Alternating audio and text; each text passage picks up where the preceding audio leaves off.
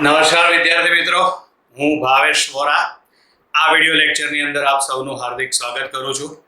આપણે ધોરણ 11 unit number 5 JEE નીટની અંદર આપણે આગળના વિડિયો લેક્ચરની અંદર છેલ્લે રોકેટ વાળી થિયરી ભણ્યા હતા. બરાબર છે. હવે આ વિડિયો લેક્ચરમાં આપણે હવે ત્યાંથી આગળ શરૂઆત કરવાની છે. બરાબર. તો એમાં સૌથી પહેલા આવે છે એક બિંદુગામી બળ. બરાબર છે. આનો ઉપયોગ પદાર્થના સંતુલન માટેની બધા જે MCQ હશે એ ગણવા માટે થશે. બરાબર. એક બિંદુગામી બળ કોને કહેવાય? તો યાદ રાખવાનું, જે બળની કાર્યરેખા એક જ બિંદુમાંથી પસાર થતી હોય તે બળને એક બિંદુગામી બળ કહે છે. બરાબર. એટલે અહીં વ્યાખ્યા લખેલી છે, આ થોડી સમજૂતી આપેલી છે, યાદ રાખજો તમે.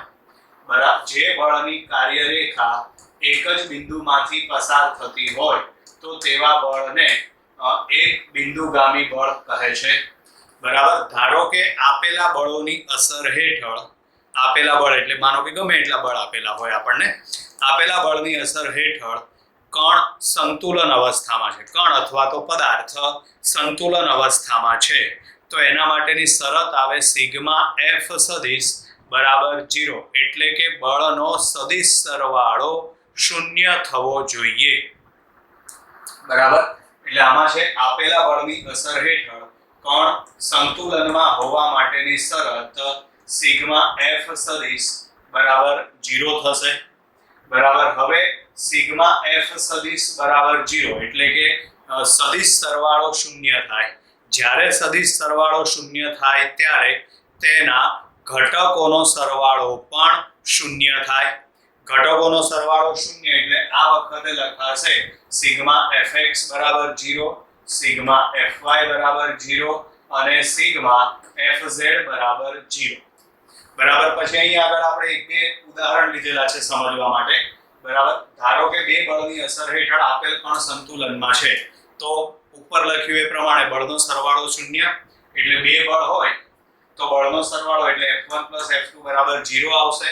આમાં F2 ને તમે સામે લઈ જાઓ તો માટે F1 સદિશ બરાબર -F2 સદિશ, એટલે આનો મતલબ એમ થાય કે આ બંને બળો સમાન મૂલ્યના અને પરસ્પર વિરુદ્ધ દિશાના હોવા જોઈએ. બરાબર.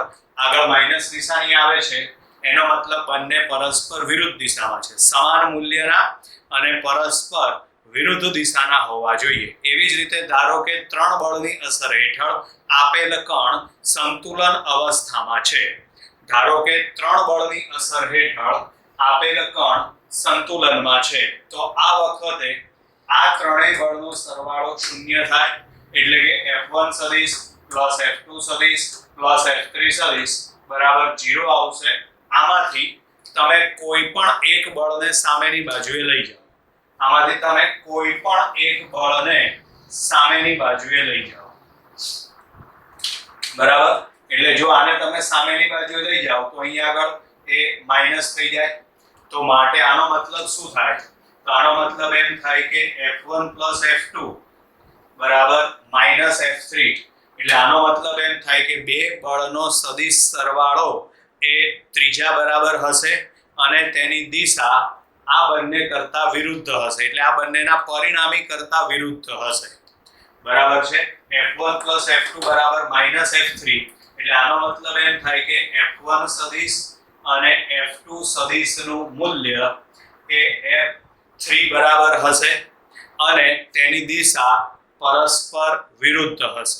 કોઈ પણને સામેની બાજુ લઈ જવાનું એટલે દરેક વખતે આ કન્ડિશન મળે. બરાબર છે. બે બળોનું પરિણામી બળ એ ત્રીજા બરાબર હશે, તેમજ પરિણામી બળનું મૂલ્ય ત્રીજા બરાબર હશે, તેમજ તેની દિશા વિરુદ્ધ હશે.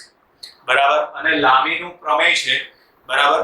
એના ઉપરથી આપણે આ આકૃતિ એક દોરી અને એના ઉપરથી સમીકરણ લખીએ. લામીનું પ્રમેય આપણે basic mathematics used in physics ની અંદર ઓલરેડી તમને ચલાવી દીધેલું છે. બરાબર. એટલે અહીં આગળ આવશે F1 F2 F3. બરાબર. આ ખૂણો છે આલ્ફા, આ બીટા અને આ ગેમા. એના ઉપરથી આપણે લામીનું પ્રમેય લખવાનું થશે.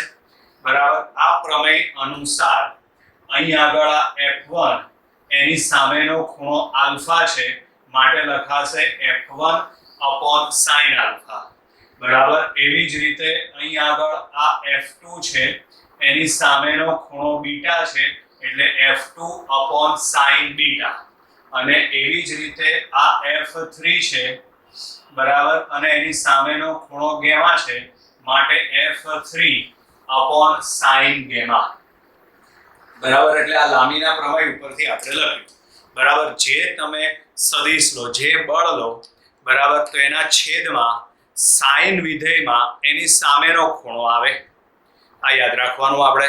ચલો હવે આપણે ભણવાનું છે આભાસી બળ બરાબર છે. આભાસી બળ કયા કિસ્સાની અંદર આપણને લાગુ પડે બરાબર, એને સમજીએ આપણે. તો ધારો કે આપણે બસમાં બેઠા છીએ બરાબર છે, અને ડ્રાઈવર બસને એકાએક ચાલુ કરે છે, એક જોરદાર એક્સેલેરેટર આપીને ચાલુ કરે છે બરાબર. તો આપણને ધક્કો કઈ બાજુ લાગે? તો આપણને ધક્કો પાછળની બાજુએ લાગે. એવી જ રીતે આપણે જ્યારે ટુ વ્હીલ ઉપર બેઠા હોઈએ ત્યારે બરાબર, ટુ વ્હીલને પણ જો ઝાટકા સાથે એટલે એકદમ એક્સેલેરેટર આપવામાં આવે ત્યારે આપણને ધક્કો કઈ બાજુ લાગે છે? પાછળની બાજુ લાગે છે. આવા કિસ્સાની અંદર આપણને કોઈ બળ લગાડતું નથી. બળ તમે કોના ઉપર લગાડ્યું છે? તો કે વાહન ઉપર. બળ જે કોઈ બળ લાગશે કોના ઉપર લાગશે? વાહન ઉપર લાગશે. છતાં પણ આપણને ધક્કો અનુભવાય છે. આને આભાસી બળ કહેવાય બરાબર છે. એટલે ગાડીના કિસ્સાની અંદર આવે, ટુ વ્હીલ ફોર વ્હીલ કોઈ પણ હોઈ શકે બરાબર છે. આ ઉપરાંત આભાસી બળ છે એ લિફ્ટના કિસ્સાની અંદર પણ આવે. બીજી એક વસ્તુ ધ્યાનમાં રાખવાનું, આભાસી બળ છે ને એ હંમેશા વિરુદ્ધ દિશામાં હોય છે, એ પણ એક વસ્તુ યાદ રાખવાની તમારે. એટલે માનો કે બસને ઝાટકા સાથે ચાલુ કરવામાં આવે તો બસ આગળની બાજુ જશે, આપણને ધક્કો કઈ બાજુ લાગશે? પાછળ, એટલે આભાસી બળ પાછળની બાજુ થયું. બસને એકાએક બ્રેક મારવામાં આવે તો આપણને ધક્કો કઈ બાજુ લાગશે? આગળ બરાબર છે. એટલે આભાસી બળ આગળની બાજુએ થયું. એટલે આ યાદ રાખવાનું, આભાસી બળ એ હંમેશા વિરુદ્ધ દિશામાં હશે. બીજી રીતે કહીએ, લિફ્ટના કિસ્સાની અંદર માનો કે લિફ્ટ જો ઉપર તરફ ગતિ કરતી હોય તો એમાં આભાસી બળ કઈ બાજુ લાગશે? નીચે તરફ. અને લિફ્ટ જો નીચે તરફ ગતિ કરતી હોય તો તેના પર આભાસી બળ કઈ બાજુ લાગે? તો તેના પર આભાસી બળ ઉપર તરફ લાગે. એટલે આભાસી બળ છે ને એ વિરુદ્ધ દિશામાં લાગતું હોય છે. આવા ઘણા બધા કિસ્સાઓ છે. આ ઉપરાંત કેન્દ્રગામી બળ જે આવે, જે આપણે આગળ યુનિટ નંબર 4 ભણી ગયા છે, એમાં પણ આભાસી કેન્દ્ર ત્યાગી બળ લાગે. કેન્દ્ર ત્યાગી બળ કઈ રીતે? માનો કે આપણે દોરીના છેડે પથ્થર બાંધીને ગોળ ગોળ ફેરવીએ બરાબર, એટલે ટૂંકમાં આપણે લંગસિયા રમીએ છીએ બરાબર. તો ગોળ ગોળ ફેરવવામાં આવે ત્યારે પથ્થર ઉપર ગોળ ફરે એટલે કેન્દ્રગામી બળ લાગે. પણ માનો કે દોરી તૂટે તો પથ્થર કઈ બાજુ જાય? તો દોરી તૂટે તો પથ્થર અંદરની બાજુ નથી આવતો, પથ્થર બહારની બાજુ જાય છે. એનું કારણ કે પથ્થર ઉપર કયું બળ લાગતું હોય છે? આભાસી કેન્દ્ર ત્યાગી બળ, કેન્દ્રથી દૂર તરફ. આભાસી કેન્દ્ર ત્યાગી બળ આ કિસ્સામાં કામ કરે છે. એવી જ રીતે માનો કે આપણે ટુ વ્હીલ લઈને જતા હોઈએ અને વળાંક લેવા જઈએ અને આપણું ટુ વ્હીલ સ્લીપ થઈ જાય તો આપણે કઈ તરફ ફેંકાઈએ છીએ? અંદર તરફ કે બહાર તરફ? તો યાદ રાખવાનું, આપણે હંમેશા બહાર તરફ ફેંકાઈએ છીએ. એનું કારણ કે ત્યાં આભાસી કેન્દ્ર ત્યાગી બળ લાગે છે. કયું બળ લાગે છે ત્યાં? આભાસી કેન્દ્ર ત્યાગી બળ. ક્લિયર વિદ્યાર્થી મિત્રો? હવે આગળ આપણે લિફ્ટના અલગ અલગ કિસ્સાઓની અંદર નોંધાતું વજન શોધવાનું છે બરાબર. આવા MCQ પરીક્ષામાં ક્યાંક પૂછાતા હોય છે બરાબર. એમાં છે લિફ્ટમાં આભાસી બળ બરાબર. એટલે લિફ્ટમાં બે કિસ્સાઓ જ આવશે, કાં તો લિફ્ટ ઉપર તરફ જાય કાં તો લિફ્ટ નીચે તરફ જાય બરાબર. એટલે આ વખતે નોંધાતું વજન W બરાબર mg plus or minus ma આટલું આવે. આમાંથી m કોમન કાઢી નાખો એટલે W બરાબર mg plus or minus a. હવે યાદ રાખવાનું, જો લિફ્ટ પ્રવેગી ગતિ કરીને નીચે આવે તો મેં હમણાં જ આગળ કીધું કે આભાસી પ્રવેગ એનાથી વિરુદ્ધ દિશામાં હોય. એટલે અહીં આગળ લિફ્ટ પ્રવેગી ગતિ કરીને નીચે તરફ આવે છે બરાબર છે. તો આ કિસ્સામાં આભાસી પ્રવેગ કઈ બાજુ થશે? તો આભાસી પ્રવેગ ઉપર થશે. ગુરુત્વ પ્રવેગ g એ તો હંમેશા નીચે તરફ થશે.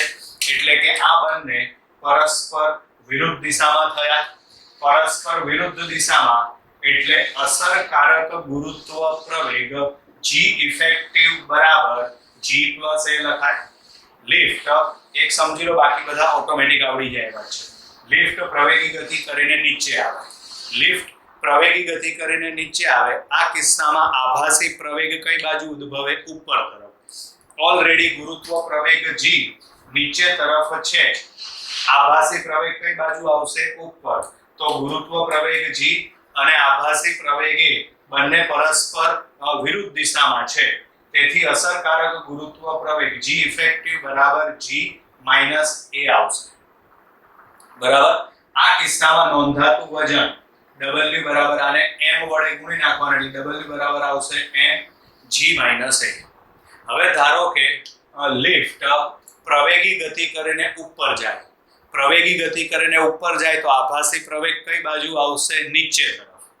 એટલે અહીં આગળ જો લિફ્ટ પ્રવેગી ગતિ કરીને ઉપર જાય તો અસરકારક ગુરુત્વ પ્રવેગ બરાબર. હવે લિફ્ટ પ્રવેગી ગતિ કરીને ઉપર જાય બરાબર. ઉપર જાય તો આ વખતે આભાસી પ્રવેગ કઈ બાજુ ઉદ્ભવે? નીચે બરાબર. અને ગુરુત્વ પ્રવેગ g નીચે છે એટલે બંને પ્રવેગ નીચે તરફ થયા. તેથી અસરકારક પ્રવેગ કેટલો આવે? તો અસરકારક પ્રવેગ આવે g + a. એટલે અહીંયા આગળ અસરકારક પ્રવેગ આવશે g + a. અસરકારક ગુરુત્વ પ્રવેગ g + a થશે. આ કિસ્સામાં નોંધાતું વજન w બરાબર આને m વડે ગુણી નાખવાના. તો આને m વડે ગુણો એટલે w બરાબર mg + a આવશે. w બરાબર mg + a આવશે. હવે ધારો કે ત્રીજા કિસ્સાની અંદર છે લિફ્ટનો કેબલ તૂટી જાય. કોઈ પણ કારણોસર લિફ્ટનો કેબલ તૂટી જાય એટલે કે લિફ્ટ મુક્ત પતન કરે. એટલે લિફ્ટ નીચે આવશે. આભાસી પ્રવેગ કઈ બાજુ જશે? ઉપર તરફ.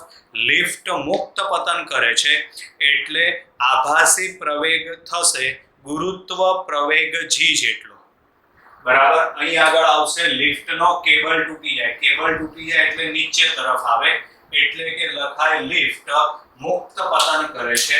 અથવા તો એવું આવે લિફ્ટ a બરાબર g પ્રવેગ સાથે નીચે આવે છે. કોઈ પણ લખી શકાય. લિફ્ટ મુક્ત પતન કરે છે, લિફ્ટનો કેબલ તૂટી જાય છે, લિફ્ટ ગુરુત્વ પ્રવેગ g જેટલા પ્રવેગથી નીચે આવે છે. બરાબર છે. તો આ વખતે આભાસી પ્રવેગ કઈ બાજુ આવશે? ઉપર. અને એ આભાસી પ્રવેગ થશે ગુરુત્વ પ્રવેગ g જેટલો. બરાબર. અને ઓલરેડી પૃથ્વીનો ગુરુત્વ પ્રવેગ તો નીચે તરફ છે. આ બંને પરસ્પર વિરુદ્ધ દિશામાં થયા. બરાબર. એટલે આ વખતે w બરાબર mg - a આવે. ગતિ કરીને નીચે આવે તો w બરાબર mg - a આ સૂત્ર લાગુ પડે. પણ આમાં a બરાબર તો શું છે? g. તો નોંધાતું વજન w બરાબર 0 એટલે કે માણસ વજન રહિત પરિસ્થિતિમાં ચાલ્યો જાય છે. એટલે આ વખતે આ પરિસ્થિતિમાં જો માણસનું વજન નોંધવામાં આવે તો 0 આવે. બરાબર. એટલે આ વખતે માણસ છે ને એ વજન રહિત પરિસ્થિતિમાં જતો રહે છે તેમ કહેવાય. ચલો ત્યાર પછી આગળ છે જો લિફ્ટ a બરાબર g જેટલા પ્રવેગથી ઉપર તરફ જાય. ઉપર તરફ જાય એટલે આ વખતે આભાસી પ્રવેગ કઈ બાજુ આવશે? નીચે તરફ. લિફ્ટ a બરાબર g જેટલા પ્રવેગથી ઉપર તરફ જાય. બરાબર. તો આ વખતે અસરકારક ગુરુત્વ પ્રવેગ કઈ બાજુ આવશે? નીચે તરફ. બરાબર. એટલે અહીં આગળ સમજો આ ગુરુત્વ પ્રવેગ g તો છે. g જેટલા પ્રવેગથી ઉપર જાય એટલે આભાસી પ્રવેગ કઈ બાજુ આવશે? નીચે. આ બંને પ્રવેગ નીચે આવે. બંને પ્રવેગ નીચે એટલે w બરાબર mg + a આવે. પરંતુ a બરાબર તો g લખો એટલે g + g એટલે 2g થઈ જશે. એટલે આ વખતે નોંધાતું વજન w બરાબર 2mg. ચલો હવે આગળ અલગ અલગ કિસ્સાઓ છે. આ કિસ્સાઓની અંદર આપણે ઘર્ષણ બળ અત્યારે ધ્યાનમાં લેવાનું નથી. આપણે અત્યાર સુધી ઘર્ષણ બળ ભણ્યા નથી. બરાબર. તો ચલો આમાં આ m દળનો બ્લોક છે. આ m દળનો બ્લોક એનું વજન બળ mg કઈ તરફ આવશે? હંમેશા અધો દિશામાં. અને સપાટી છે એ લંબ રૂપે કયું બળ લગાડશે? લંબ બળ n ઉપર તરફ. બરાબર છે. સપાટી છે એ લંબ તરફ કયું બળ લગાડશે? ઉપર તરફ કયું બળ લગાડશે? તો કે લંબ બળ n. આ માર્કર પેન છે એને આપણે આમ મૂકી તો આ માર્કર પેનનું વજન બળ w અધો દિશામાં આવે. આ હથેળી છે એના વડે લંબ બળ લાગે જે પદાર્થની સપાટીને લંબ આવે ઉપર તરફ. બરાબર. અત્યારે તો પદાર્થ આ રીતે સમક્ષિતિજ પડેલો છે એટલે સપાટીને લંબ ઉપર તરફ લંબ બળ n થશે. આ પદાર્થ શિરોલંબ દિશામાં સમતોલન અવસ્થામાં છે. શિરોલંબ દિશામાં સમતોલન અવસ્થામાં છે. પરિણામે n બરાબર શું લખાશે? mg. બરાબર. n બરાબર શું લખાશે? mg. અહીં તમે સમક્ષિતિજ દિશામાં કેટલું બળ લગાડો છો? F. એના કારણે ઉદ્ભવતો પ્રવેગ કેટલો છે? તો ઉદ્ભવતો પ્રવેગ છે a. તો માટે F બરાબર શું આવશે? ma. a એટલે પ્રવેગ છે એને સૂત્રનો કરતા બનાવો તો પ્રવેગ a બરાબર થશે F upon m. પ્રવેગ a બરાબર F upon m. આ કિસ્સામાં આપણને પ્રવેગ મળી ગયો. ચલો હવે આગળ છે. અહીં સમજો આ બ્લોક છે જે સમક્ષિતિજ સપાટી પર પડેલો છે. બરાબર. એમાં અધો દિશામાં વજન બળ mg અને ઉપરની તરફ લંબ બળ n.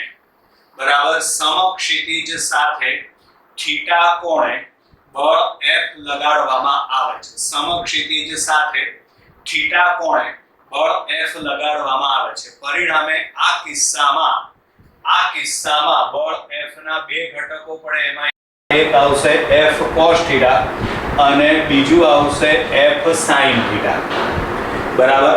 એટલે સમજો ઉપર તરફ કેટલા બળો લાગ્યા? બે. એક આવશે n અને બીજું આવશે F sin θ. અને નીચે તરફ બળ લાગશે એક વજન બળ mg. આ બંને બળોની અસર હેઠળ પદાર્થ શિરોલંબ દિશામાં સમતોલન અવસ્થામાં છે. એટલે કે જેટલું બળ ઉપર લાગે એટલું જ બળ નીચે. શિરોલંબ દિશામાં પદાર્થ સમતોલન અવસ્થામાં છે એટલે અહીં આગળ લખાશે n plus F sin θ બરાબર mg. આ જે બળ F cos θ છે એના કારણે પદાર્થ પ્રવેગી ગતિ કરે છે. એના કારણે પદાર્થ પ્રવેગી ગતિ કરે એટલે F cos θ બરાબર m a. અહીં શરૂઆતમાં જ આપણે લખેલું છે. બરાબર. આમાંથી પ્રવેગ a ને કરતા બનાવો એટલે a બરાબર શું આવશે? તો a બરાબર આવશે F cos θ upon m. પ્રવેગ a ને તમે સૂત્રનો કરતા બનાવો એટલે F cos θ upon m આવશે. ચલો હવે આની જેમ જ એક આ બીજો કિસ્સો છે. બરાબર. એમાં બળ F જ લાગે છે પણ આ બળ F એ નીચે તરફ લાગે છે. કેટલા માપના કોણે લાગે છે? θ માપના કોણે. બરાબર. એના માટેની જરૂરી આકૃતિ મેં અહીં આગળ દોરેલી છે. બરાબર. આ બળ F છે, આ ખૂણો θ છે. બળ F ના બે ઘટકો F cos θ અને F sin θ. બરાબર. એટલે અહીં આગળ આ થશે આ F cos θ અને આ થશે F sin θ. બરાબર. શિરોલંબ દિશામાં પદાર્થ સમતોલન અવસ્થામાં છે એટલે જેટલું બળ ઉપર લાગે છે એટલું જ બળ નીચે લાગે છે. એટલે n બરાબર આવશે mg plus F sin θ. બરાબર. અને હવે આ જે F cos θ છે એના કારણે તે પ્રવેગી ગતિ કરે છે એટલે F cos θ બરાબર ma.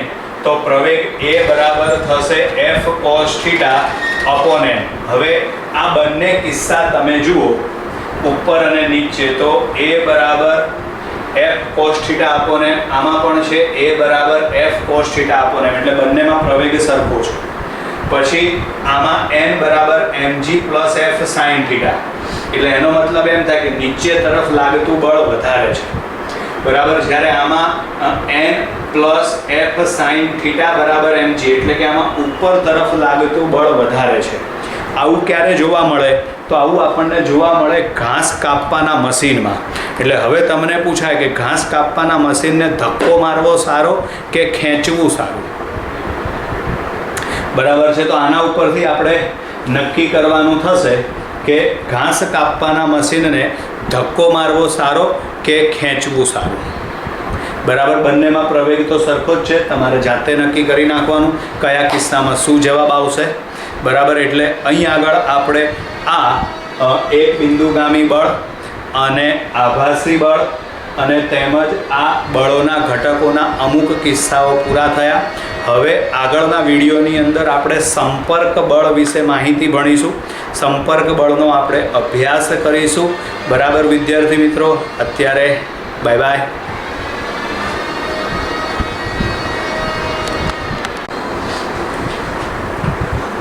નમસ્કાર વિદ્યાર્થી મિત્રો, ચલો હવે આપણે અધૂરા વિડીયોને આગળ વધારીએ. બરાબર, એના માટે મેં અલગ અલગ 3 આકૃતિ તમને બોર્ડ ઉપર દોરીને આપેલી છે. બરાબર, આના અલગ અલગ કિસ્સાઓ આપણને પરીક્ષામાં પૂછાતા હોય છે. સૌથી પહેલાં તો આમાં છે આ M1 અને M2 દળના 2 પદાર્થ એકબીજા સાથે સંપર્કમાં રહેલા છે અને તેના પર આપણે F જેટલું બળ લગાડીએ છીએ. અત્યારે આપણે ઘર્ષણ વિશે નથી ભણ્યા, એટલે ઘર્ષણ બળ અત્યારે આપણે ધ્યાનમાં લેવાનું નથી, નહીતર તમારે ઘર્ષણ બળ પણ ધ્યાનમાં લેવું પડે. ઘર્ષણ બળ કયા કિસ્સામાં ધ્યાનમાં લેવાનું? તો યાદ રાખવાનું, રકમ આપેલી હોય, રકમમાં ઘર્ષણ બળ આપેલું હોય તો તમે ઘર્ષણ બળ ધ્યાનમાં લો, બાકી ઘર્ષણ બળ ધ્યાનમાં લેવાની જરૂરિયાત નથી. બરાબર છે. ચલો, તો હવે આમાં આ M1 દળ છે, આ M2 દળ છે, તો બંનેનું ટોટલ દળ કેટલું થશે? M1 plus M2. અને તમે બળ કેટલું લગાડો છો? F. બંને પદાર્થ એકબીજા સાથે સંપર્કમાં છે. સંપર્કમાં હોવાના કારણે આખા તંત્રનો પ્રવેગ એ જેટલો જ આવશે. બરાબર છે. આ ટ્રેનના ડબ્બા જેવું છે. ટ્રેનના ડબ્બામાં ટ્રેનનો જે એન્જિન હોય એનો વેગ કેટલો? તો કે છેલ્લે જે ડબ્બો હોય એના વેગ જેટલો. બરાબર, એટલે અહીં આગળ પ્રવેગ શોધવા માટે F બરાબર કુલ દળ કેટલું આવશે? M1 પ્લસ M2 અને પ્રવેગ આવશે A. બહુ સહેલું છે આ. આમાંથી આપણે પ્રવેગ A ને સૂત્રનો કર્તા બનાવી દઈએ તો માટે પ્રવેગ A બરાબર થશે F upon M1 plus M2, એટલે આ પ્રવેગ A આપણને મળી ગયો. બરાબર છે. હવે અહીં આગળ આપણે બંને વચ્ચેનું સંપર્ક બળ શોધી કાઢીએ. બંને વચ્ચેનું સંપર્ક બળ શોધવા માટે બંને સપાટી અહીં સંપર્કમાં હોવાના કારણે આ બંને સપાટી એકબીજા પર બળ લગાડે છે. બરાબર, તો એમાં આવશે આ M1 છે એ આ દિશામાં ધારો કે સ્મોલ f જેટલું બળ લગાડે છે, તો M2 છે એ એની વિરુદ્ધ દિશામાં F જેટલું બળ લગાડે. આ બંને વચ્ચેનું સંપર્ક બળ થયું. M1 એ M2 ઉપર બળ લગાડશે અને M2 છે એ M1 ઉપર બળ લગાડશે. બરાબર, તો હવે અહીં આગળ આપણે સંપર્ક બળ F શોધવા માટે આ યાદ રાખવાનું, સંપર્ક બળ F કોઈ પણ જગ્યાએ શોધવાનું આવે તો પાછળના પદાર્થ જે હોય એનું દળ લેવાનું અને એને પ્રવેગ વડે ગુણી નાખવાના, કારણ કે એ જ જવાબદાર થશે. જેમ કે અહીં આગળ પાછળનું દળ કયું છે? M2 અને પ્રવેગ છે A, તો માટે સંપર્ક બળ F બરાબર આવે M2 × A. બરાબર છે. આમાં તમે પ્રવેગ A ની કિંમત મૂકી દો એટલે F બરાબર M2. પ્રવેગ A ના બદલે શું આવશે? F upon M1 plus M2, એટલે આ સંપર્ક બળ શોધવા માટેનું સૂત્ર થઈ ગયું. બરાબર, એના કરતાં ઊંધું પણ આપેલું હોય. બરાબર, ઊંધું એટલે કઈ રીતે? તો ધારો કે આના કરતાં ઊંધી દિશામાંથી તમે બળ લગાડો છો, આના કરતાં ઊંધી દિશામાંથી તમે બળ લગાડો, એટલે ધારો કે આપણે આ બાજુએથી બળ F લગાડીએ છીએ. અહીં આગળ છે m1 અને આ m2, બરાબર. આપણે આ રીતે બળ લગાડીએ છીએ. તો પ્રવેગનું સૂત્ર તો આનું આ જ આવે. આ કિસ્સાની અંદર પ્રવેગનું સૂત્ર તો આ જ આવશે. એ બરાબર શું આવશે? તો એ બરાબર આવશે F/m1 + m2, બરાબર. પણ આ વખતે સંપર્ક બળ બદલાઈ જશે. m2 છે એ કોના ઉપર બળ લગાડશે? m1 ઉપર. અને m1 કોના ઉપર બળ લગાડશે? m2 ઉપર. આ રીતે. તો આ વખતે સંપર્ક બળ F બરાબર કયો પદાર્થ જવાબદાર કીધો? તો પાછળનો. તો પાછળનો પદાર્થ એટલે આ છે m1. તો અહીં આગળ આવશે આ વખતે m1 × a, બરાબર. એટલે સંપર્ક બળ આ વખતે બદલાઈ ગયું. પ્રવેગ એની કિંમત અહીં મૂકી દો એટલે સંપર્ક બળ આપણને મળી જશે. ક્લિયર? ચલો હવે એવી રીતે અહીં આગળ છે 3 પદાર્થ m1, m2, m3. ત્રણે ત્રણ એકબીજા સાથે સંપર્કમાં રહેલા છે. તો આ વખતે પ્રવેગ શોધવા માટે બળ F બરાબર m1 + m2 + m3 × a. બળ F બરાબર m1 + m2 + m3 × a, જ્યાં a શું છે? પ્રવેગ. તો ચલો પ્રવેગને સૂત્રનો કર્તા બનાવી દો. તો પ્રવેગ એ બરાબર શું આવશે? F/m1 + m2 + m3. પ્રવેગ એ બરાબર F/m1 + m2 + m3. હવે આમાં આપણે જો સંપર્ક બળ શોધવાનું હોય તો અહીં આગળ પહેલા આ સપાટી માટે સંપર્ક બળ આપણે ગણીએ, બરાબર છે. તો m1 છે એ આ દિશામાં બળ લગાડશે, જ્યારે m2 અને m3 બંને ભેગા મળીને આ દિશામાં બળ લગાડશે. આને આપણે F' કહી દઈએ. હમણાં આપણે આગળ કીધું એ પ્રમાણે સંપર્ક બળ માટે જવાબદાર કોણ ગણાશે? તો કે પાછળના જે પદાર્થ હોય તે. તો અહીં આગળ F' માટે જવાબદાર કોણ ગણાય? m2 અને m3 બંને. તો અહીં આગળ આવશે હવે F', સ્મોલ f' બરાબર m2 + m3 × a. પછી પ્રવેગ એની કિંમત અહીં મૂકી દો તો ચાલે, એમ રાખીએ તોય ચાલે. પ્રવેગ મળી જ ગયો છે આપણને, બરાબર. હવે એવી જ રીતે અહીં આગળ ગણતરી કરો, બરાબર છે. તો આમાં m3 છે એ કઈ બાજુ બળ લગાડશે? આગળની તરફ. જ્યારે m1 અને m2 બંને ભેગા મળીને આ રીતે પાછળની તરફ બળ લગાડશે. આ થશે F', બરાબર.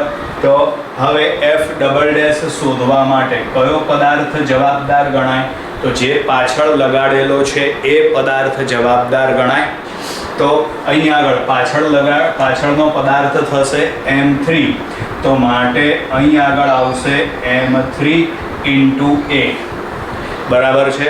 હવે બીજી રીતે વિચારીએ તો અહીં આગળ આ જે m2 પદાર્થ છે, બરાબર છે, એમાં આ દિશામાં બળ લાગે છે F' અને આ દિશામાં બળ લાગે છે F'.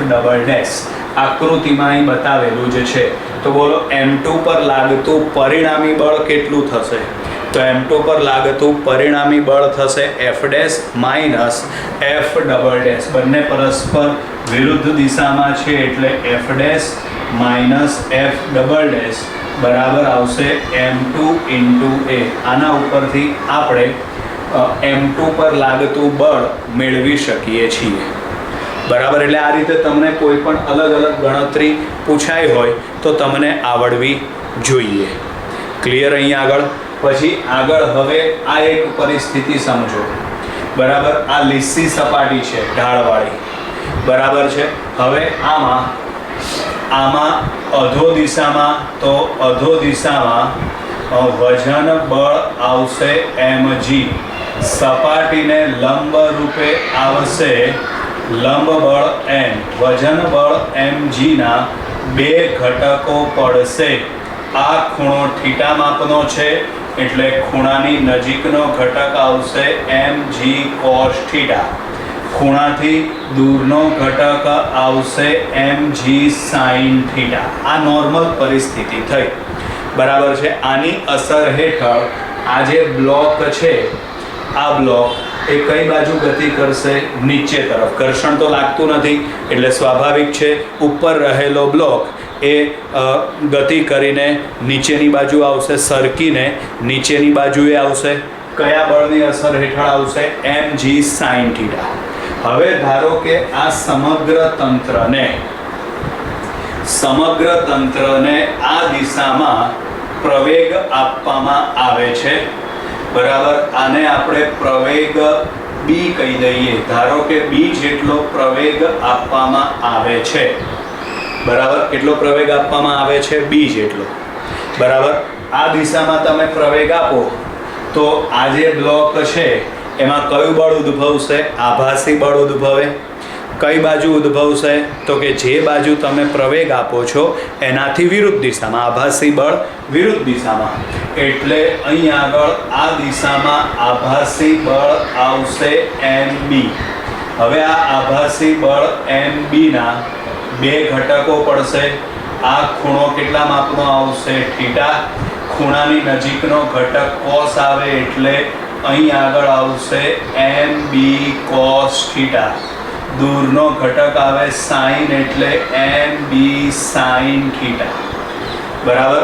હવે આપણે આ ત્રાંસી રીતે આમ વિચારીએ. આ જે ત્રાંસી રેખા છે એમાં ઉપર બળ લાગે છે લંબ બળ n, નીચે બળ લાગે છે mg cos થીટા અને mb sin થીટા. આ બળની અસર હેઠળ આ બ્લોક કઈ અવસ્થામાં છે? સમતોલન અવસ્થામાં. સમતોલન અવસ્થામાં એટલે આ બ્લોક સ્થિર હશે. સમતોલન અવસ્થામાં એટલે લંબ બળ n બરાબર શું લખાશે? અહીં આગળ mg cos થીટા પ્લસ આવશે mb sin થીટા, બરાબર. લંબ બળ n બરાબર mg cos થીટા પ્લસ આવશે mb sin થીટા, બરાબર. હવે આ બંને બળ પરસ્પર વિરુદ્ધ દિશામાં છે, જુઓ, બરાબર. તો એનું પરિણામી બળ શોધવા માટે mg sin થીટા માઇનસ આવશે mb cos થીટા. બંને પરસ્પર વિરુદ્ધ દિશામાં છે એટલે આને પ્લસ ગણીએ તો ઉપરનું જે છે એને આપણે માઇનસ ગણવું પડશે, બરાબર. એના બરાબર લખાશે ma. પરિણામી બળ શોધ્યું ને આપણે. નીચે તરફ લાગતું બળ mg sin થીટા, ઉપર છે mb cos થીટા. બંને પરસ્પર વિરુદ્ધ દિશામાં છે એટલે પરિણામી બળ શોધો તો વચ્ચે કઈ નિશાની આવશે? માઇનસ નિશાની. તો અહીં આગળ આવશે mg sin theta minus mb cos theta. અહીંથી m કોમન કાઢીને ઉડાડી દો તો માટે આ વખતે ઉદ્ભવતો પ્રવેગ a બરાબર g sin થીટા માઇનસ આવશે b cos થીટા, બરાબર છે. ચલો, આ પ્રવેગ થઈ ગયો. હવે ધારો કે આ જે બ્લોક છે એવું રકમમાં એવું આપેલું છે. આવા એમસીક્યુ તમને જોવા મળશે. રકમમાં એવું આપેલું છે કે આ પ્રવેગ એટલો આપવામાં આવે કે જેથી આ બ્લોક સરકતો નથી, એટલે કે ત્યાંને ત્યાં સ્થિર રહે છે, બરાબર છે. રકમમાં એવું આપેલું છે અહીંથી પ્રવેગ એટલો આપવાનો કે જેથી આ બ્લોક સરકશે નહીં, આ બ્લોક ત્યાંને ત્યાં સ્થિર અવસ્થામાં રહે, બરાબર છે. એટલે જો રકમમાં એવું આપેલું હોય કે બ્લોક સરકતો નથી, બરાબર છે. બ્લોક સરકતો નથી તો પ્રવેગ a બરાબર શું લખવાનું થશે? 0. તો અહીં પ્રવેગ a બરાબર 0 મૂકી દો તો માટે 0 બરાબર અહીં આગળ આવશે g sin theta minus b cos theta. b cos theta સામે લઈ જાઓ, માઇનસ છે તો પ્લસ થઈ જશે એટલે અહીં આગળ b cos થીટા બરાબર g sin થીટા. કોસને છેદમાં લઈ જાઓ તો માટે b બરાબર અહીં આગળ આવશે g sin થીટા છેદમાં cos theta. sin upon cos એટલે tan, તો b બરાબર g tan થીટા, બરાબર. આટલો પ્રવેગ આપવો પડે, બરાબર. એટલે આ સીધું સૂત્ર યાદ રાખી લેવાનું, b બરાબર g tan થીટા, બરાબર છે. એટલે પછી ખૂણો આપ્યો હોય તો ખૂણાની કિંમત અહીં મૂકીને અલગ અલગ કિસ્સાઓ આપણે મેળવી લેવાના. કઈ અવસ્થા માટે? બ્લોક સ્થિર રહે એ માટે. જો બ્લોક ગતિ કરીને નીચે આવતો હોય, પ્રવેગી ગતિ કરીને, અચળ વેગ નહીં. અચળ વેગ આપ્યો હોય તોય આનું આ જ આવે, કારણ કે અચળ વેગ એટલે પદાર્થ કઈ અવસ્થામાં કહેવાય? સમતોલન અવસ્થામાં. યાદ રાખવાનું, સમતોલન અવસ્થામાં ક્યારે પદાર્થ કહેવાય? બે અવસ્થામાં હોય ત્યારે, કાં તો પદાર્થ સ્થિર હોય, કાં તો પદાર્થ અચળ વેગથી ગતિ કરતો હોય. એટલે રકમમાં તમને એવું આપ્યું હોય કે બ્લોક સરકતો નથી, એટલે કે બ્લોક સ્થિર રહે છે. અને ઘણી વખત તમને ગૂંચવાડામાં મૂકવા માટે એવું પણ આપી શકે કે બ્લોક અચળ વેગથી ગતિ કરે છે. તો અચળ વેગથી ગતિ કરે તો પણ એ કઈ અવસ્થામાં ગણાય? સમતોલન અવસ્થામાં જ ગણાય. તમને રકમમાં આપ્યું છે પ્રવેગી ગતિ કરીને નીચે આવે છે, તો આ રીતે ગણતરી કરીને પ્રવેગનું સૂત્ર મેળવી, પરિણામી પ્રવેગ. અને જો બ્લોક સ્થિર છે અથવા તો બ્લોક અચળ વેગથી ગતિ કરીને નીચે આવે છે, આવું રકમમાં આપ્યું હોય તો ડાયરેક્ટ આ સૂત્ર લાગુ પાડી દેવાનું, B = G tan θ. બરાબર વિદ્યાર્થી મિત્રો? તો અહીં આગળ આપણે આજનો વિડીયો લેક્ચર અહીં જ પૂરો કરીએ છીએ. અત્યારે બાય બાય, ફરી મળીશું આપણે.